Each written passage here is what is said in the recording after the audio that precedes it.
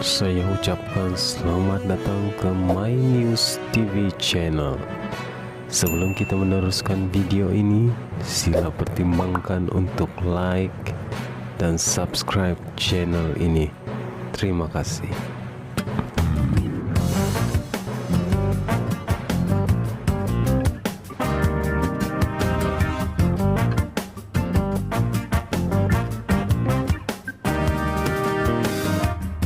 Salam sejahtera, info menarik hari ini. Negeri atau wilayah tidak jejas status Sabah, Sarawak dalam Malaysia.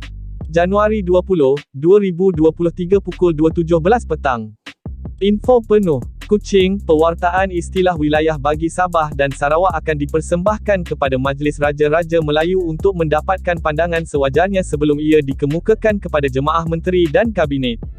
Menjelaskan perkara itu, Perdana Menteri Datuk Seri Anwar Ibrahim berkata ia berdasarkan prinsip Perjanjian Malaysia 1963, ME 63, semasa pembentukan Malaysia melibatkan tiga entiti utama, Persekutuan Tanah Melayu, Sabah dan Sarawak.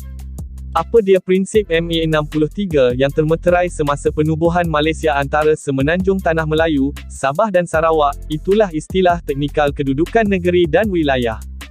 Ini kerana Semenanjung itu terdiri daripada negeri-negeri Tanah Melayu, Sabah dan Sarawak, dan ini sudah tentu saya akan kemukakan pandangan kerana melibatkan perlembagaan dan perbatasan. Apakah pandangan Raja-Raja Melayu begitu penting sebelum dikemukakan untuk Jemaah Menteri dan Kabinet, katanya.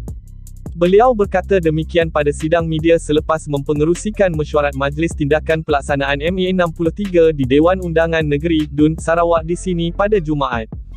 Biarpun istilah itu belum diubah, kata Anwar, status Sabah dan Sarawak sebagai wilayah dalam ME 63 adalah jelas sebagai satu entiti yang berasingan. Walaupun nama itu belum diubah tetapi status itu harus jelas bahawa status dalam perjanjian yang dipersetujui adalah Semenanjung Tanah Melayu satu entiti, Sabah satu entiti dan Sarawak satu entiti. Sebab itu umpamanya kita di peringkat persekutuan kita memerlukan nama premier untuk membezakan ketua menteri atau menteri besar, jelasnya. Sama ada penggunaan istilah wilayah atau negeri, Anwar menjelaskan ia tidak menjejaskan status Sabah dan Sarawak sebagai entiti dalam penubuhan Malaysia. Proses untuk memuktamadkan penggunaan istilah yang kekal akan ditentukan menerusi peruntukan undang-undang dan perlembagaan.